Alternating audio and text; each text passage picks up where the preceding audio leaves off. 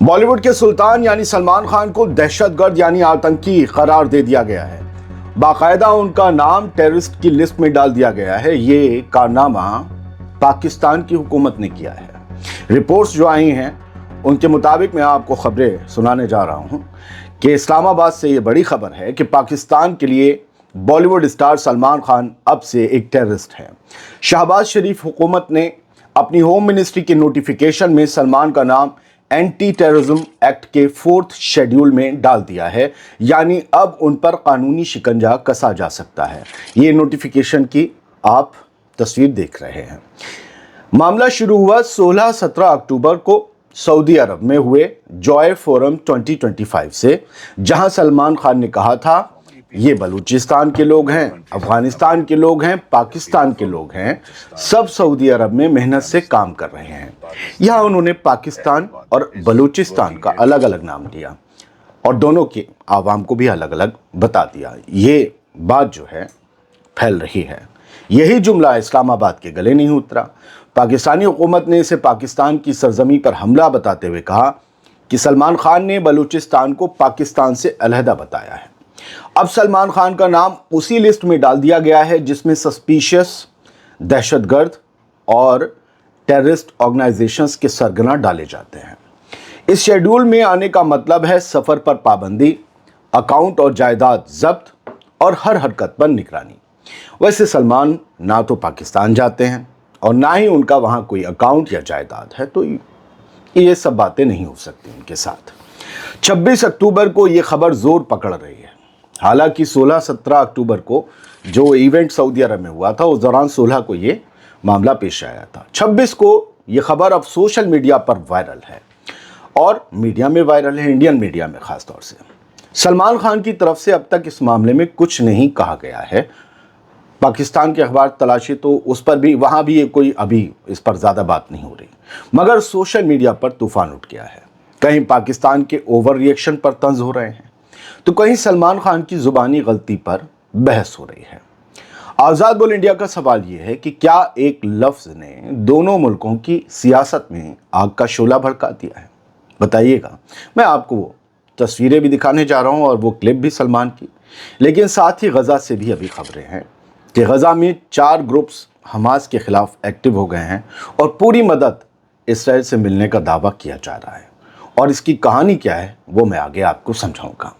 TikTok से मिली ये clip जिसकी भी हम उसे डेडिकेट कर रहे हैं, क्रेडिट सोशल मीडिया लिखकर। स्मिता प्रकाश जो हैं ANI की जो चीफ हैं, सर्वे सर्वा, उन्होंने इसे शेयर किया था। एशियन न्यूज़ इंटरनेशनल जो हमारी ANI है उसकी चीफ हैं और उन्होंने भी पाकिस्तान की बिलाल बलूच की शेयर की थी और ये उन्होंने 19 अक्टूबर को शेयर की। लिखा है, I don't know if it was a slip of tongue but this is amazing. वही कहती, पता नहीं ये ज़बान का फिसलना है जो कुछ भी है, लेकिन ये अमेजिंग है। सलमान खान ने बलूचिस्तान की आवाम को पाकिस्तान की पीपल से यानी पाकिस्तान की आवाम से अलग बताया है। अब ज़रा वो आप 9 सेकंड की बात सुन लीजिए सलमान खान की, जिस पे बवाल मचा है। So many people from our countries have come here. There are people from Balochistan, there are people from Afghanistan, there are people from Pakistan. Everyone is working here. ये थी वो बात जिस पर बवाल मच गया है सर, और बवाल भी अच्छा खासा। अब देखो आप वो लेटर, और ये किसकी तरफ से आया है अगर आप देखना चाहें तो आया है government of Balochistan home department की तरफ से, गवर्नमेंट ऑफ जो उसकी स्टेट गवर्नमेंट होगी बलूचिस्तान सूबे की।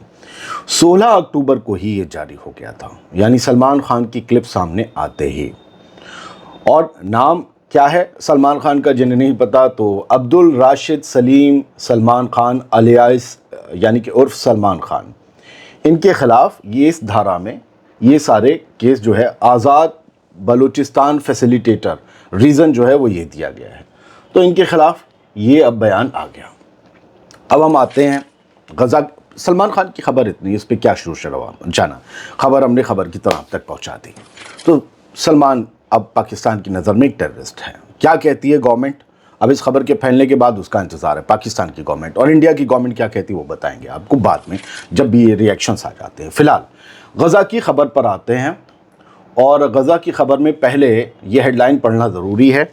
गज़ा militia leader says his group is one of 4 backed by Israel to take down Hamas, کہ اس کے 4 میں سے ایک گروپ ہے, غزہ کے ایک ملیشیا نے کہا ہے, حسام الاسطال اس کا نام ہے, اور اس نے کہا ہے کہ اسے اسرائیل سے مدد ملتی ہے اور ہم کو حماس کو ختم کرنا ہے, ہمارا تو مقصد یہ ہے کہ حماس تباہ ہو.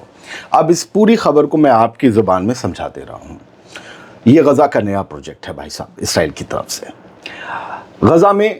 غزہ سے ایک دھماکے دار خلاصہ جو ہوا ہے وہ سمجھانے جا رہا ہوں. اسکائی نیوز کی رپورٹ کے بیس پر دی جیروسلم پوسٹ نے یہ خبر بنائی, اور اس خبر کے مطابق اسرائیل نے 4 الگ الگ ملیشیا گروپس کو حماس کے خلاف لڑنے کے لیے پیچھے سے فنڈ اور مدد دی ہے.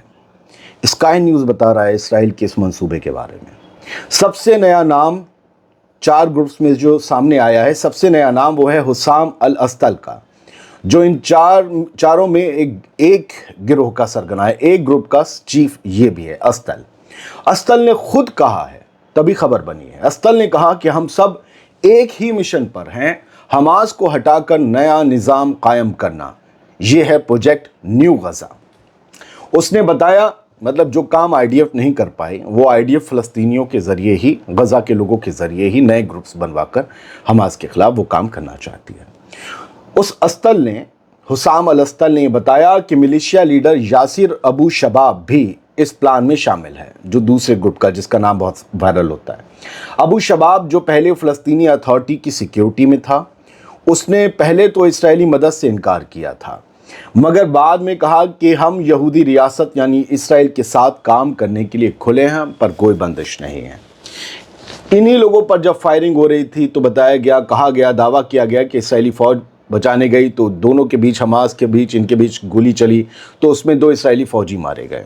حماس ان لوگوں کو پھانسی دے رہا تھا, مار رہا تھا گولی, اسی لیے ڈونلڈ ٹرمپ نے اور اسرائیل نے دونوں نے دھمکی دی کہ غزہ کے لوگوں کو اگر قتل کیا عام لوگوں کو, وہ انہیں عام لوگ بتاتے ہیں, تو پھر حماس کے خلاف ہمارا ایکشن ہوگا. فی الحال اس نے بتایا کہ بھئی اس میں ابو شباب بھی شامل ہے. اسطل نے یہ بھی قبول کیا کہ ان کا ہیڈ کوارٹر یلو لائن پر ہے, بس 700 میٹر دور اسرائیلی چوکی سے. یعنی اسرائیل کی فوج کو یہ پتہ ہوگا کہ وہاں پر ان لوگوں نے یلو لائن پہ, جہاں عام فلسطینی نہیں جا سکتے, وہاں یہ لوگ جو حماس کے خلاف لڑ رہے ہیں ان کا ہیڈ کوارٹر 700 میٹر دور ہے, 1 کلومیٹر بھی نہیں. تو سامنے دکھ رہا ہوگا, لیکن وہی ان کی محافظ ہے. کیا IDF؟ خیر, اس نے دعویٰ کیا اسطل نے کہ ہم نے IDF کوارڈینیٹر سے گرین زون بنانے کا سمجھوتا کیا ہے, کہ گرین زون بنایا جائے جہاں گولی باری نہیں ہوگی.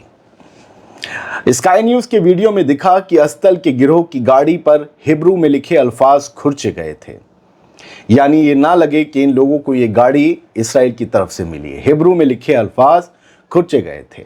یہ اسکائی نیوز نے خود اس ویڈیو کا خلاصہ کیا ہے. اسطل نے مانا کہ ہماری گاڑیاں باہر سے آئی ہیں, ہتھیاروں میں کچھ حماس کے بھی ہیں جو ہم نے لوٹے, کالے بازار سے لیے گئے, کچھ کالے بازار یعنی کہ بلیک مارکیٹ سے لیے گئے. اس نے کہا انہیں باہر سے گولہ بارود اور سپلائی مل رہی ہے, یعنی ویسٹرن طاقتیں بھی انڈائریکٹلی مدد دے رہی ہیں. ویسٹرن طاقتیں میں پڑھ رہا ہوں اور آپ سمجھتے رہیے. اسطل کا گروپ اب غزہ میں راحت بانٹنے کا بھی دعویٰ کرتا ہے, 30 خاندانوں کو دوا اور تعلیم دینے کا دعویٰ کرتا ہے, اور ہر ہفتے کیریم شلوم بارڈر سے سپلائی لانے کی ملٹری سے کوارڈینیشن کی بات بھی وہ کہہ رہا ہے کہ اسرائیلی ملٹری سے ہم کوارڈینیٹ کر کے یہ ہتھیار بند لوگ غزہ میں مدد لا رہے ہیں. اگر اسرائیلی ملٹری انہیں آنے دے رہی ہے, اٹ مینس کہ غزہ میں صرف حماس کے ہتھیار ہیں جو IDF کو نہیں پسند ہیں, لیکن حماس کے خلاف اگر کوئی بھی کھڑا ہوتا ہے تو اس کے ہتھیاروں سے کوئی دقت نہیں ہے. اسکائی نیوز نے یہ بتایا کہ اسرائیلی مدد سے ابو شباب کے لوگ بندوقیں, گاڑیاں اور نگد اندر لا رہے ہیں غزہ میں. باقی 2 ملیشیا کو بھی اس طرح کی راحت ملی ہے. ابو شباب کا بیان بھی سن لیجئے. وہ کہتا ہے کہ ہم کسی بھی طاقت کے ساتھ کام کریں گے جو غزہ کو دوبارہ زندہ کرنا چاہتی ہے. اگر حماس ہتھیار ڈال دے تو ہم بھی ڈال دیں گے. یعنی یہ وہی بات کر رہا ہے, آدھی وہی بات ہے جو اسرائیل چاہتا ہے کہ حماس ہتھیار ڈال دے. IDF تو نہیں کہتی کہ ہم بھی ڈال دیں گے, لیکن یہ کہہ رہا ہے ہم بھی ہتھیار ڈال دیں گے. مطلب ہم نے ہتھیار ہی حماس کے خلاف اٹھائے ہیں. اس گروپ نے اسرائیل کے خلاف ہتھیار نہیں اٹھائے. یاد ہے بھارت میں انگریزوں کے خلاف کون لڑا تھا اور انگریزوں کے ساتھ کون لڑا تھا, یہ وہی والی کہانی ہے. خیر, रिपोर्ट में ये भी सामने आया कि 2 मिलिशिया लीडर पहले फ़लस्तीनी अथॉरिटी के अफसर रह चुके हैं। फ़लस्तीनी अथॉरिटी बोले तो महमूद अब्बास। क्या महमूद अब्बास का कोई इंटरनल पैक्ट है बेंजामिन नेतन्याहू के साथ, जो ये लोग गज़ा के अंदर रहने वाले महमूद अब्बास के ज़रिए इसराइली हुकूमत को मुहैया करवाए गए हैं? एक जर्नलिस्टिक व्यू है हमारा, हम क्वेश्चन पुट अप कर सकते हैं और वो कर रहे हैं। ये पहले फ़लस्तीनी अथॉरिटी के अफसर रह चुके हैं, 4 में से 2 ग्रुप्स के लीडर सरगना, और कुछ Israeli Palestinian authority coordination office के ज़रिए काम कर रहे हैं। अब एक तो फ़लस्तीनी अथॉरिटी अलग है और एक है इसराइली पीए कोऑर्डिनेशन ऑफिस, यानी जिसमें इसराइल और पीए दोनों का दखल है, दोनों लोग मिलकर काम करते हैं। तो कुछ लोग उसके ज़रिए काम कर रहे हैं, तो खुला खेल फ़र्रुखाबादी है भैया। महमूद अब्बास गज़ा की हुकूमत पाने के लिए इतने ज़्यादा वो हैं, आतुर, कि कुछ भी करेगा। रिपोर्ट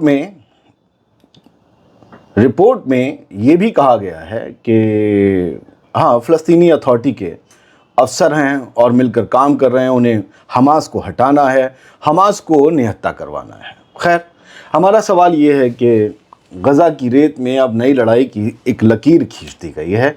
हमास के ख़िलाफ़ इसराइल की शैडो फ़ौज उतर चुकी है। क्या इनके ज़रिए जो गज़ा में तबाही मचेगी उसका इल्ज़ाम किसे दिया जाएगा? हमास को, या गज़ा के ही इन लोगों को, या आईडीएफ को, या महमूद अब्बास को?